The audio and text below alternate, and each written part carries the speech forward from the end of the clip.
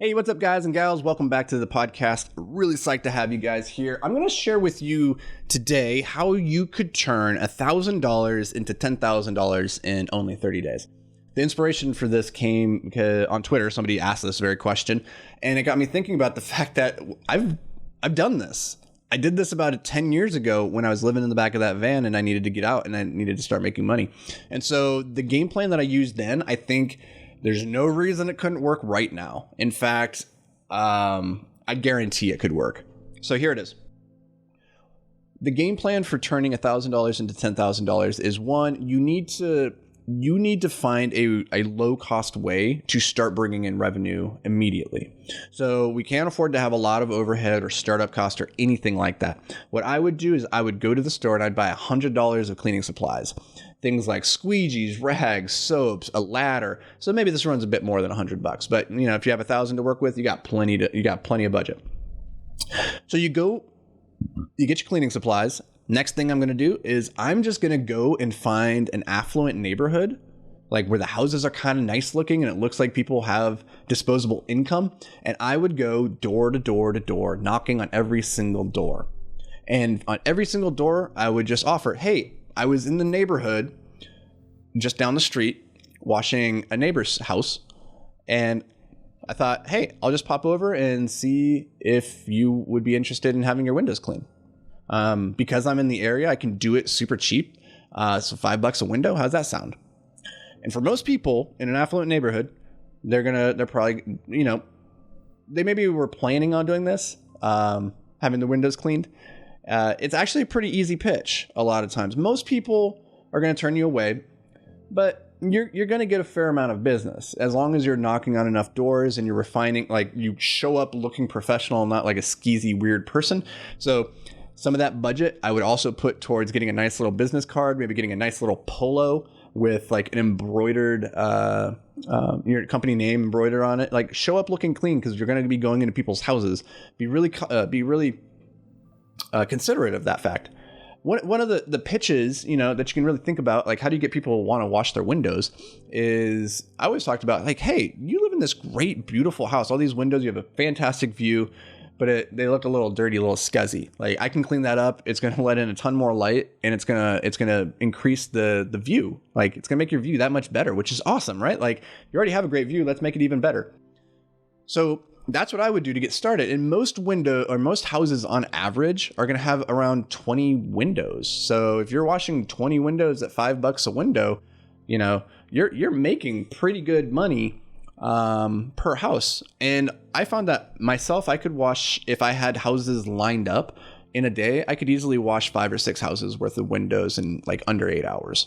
And so the trick then is once you get that first house on board, then it gets so much easier to get your neighbors on board too, because you can be like, hey, I was just over at your neighbor Rick's house right across the street washing his windows.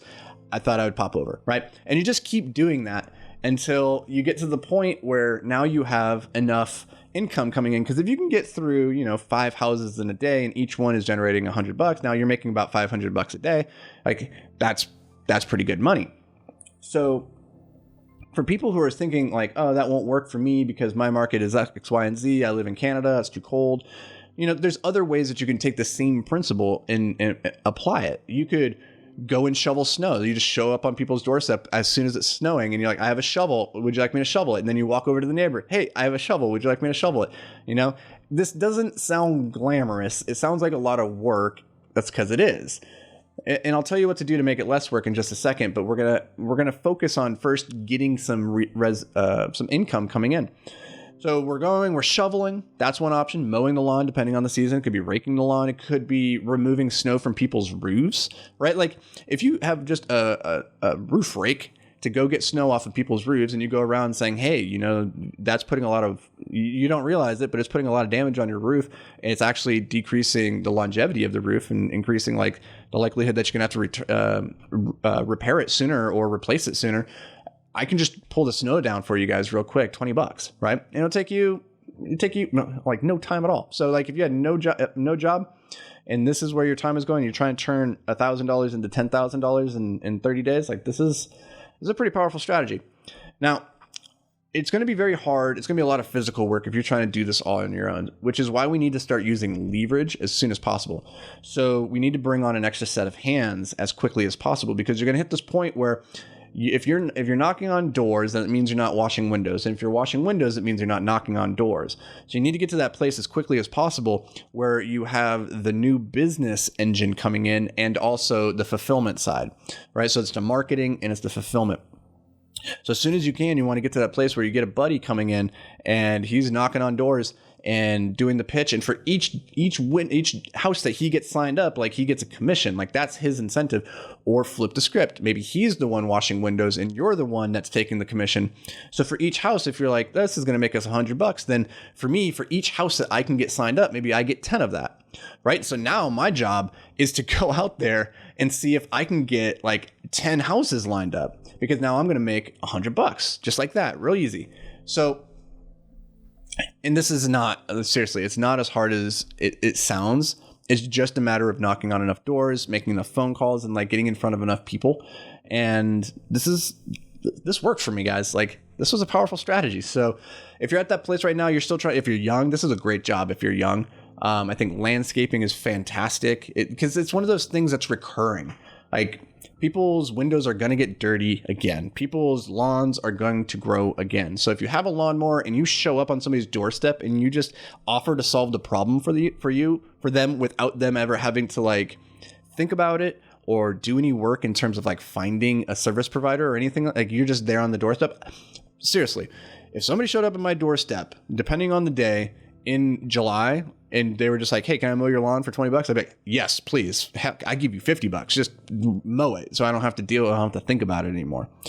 So that's how I would turn $1,000 into $10,000 in 30 days if I was in a position where I really needed that. So you can take the same concept and apply it to all sorts of service businesses. I think service businesses are the best way to get going in the beginning, because products are expensive, keeping inventory, managing working capital, all of that stuff.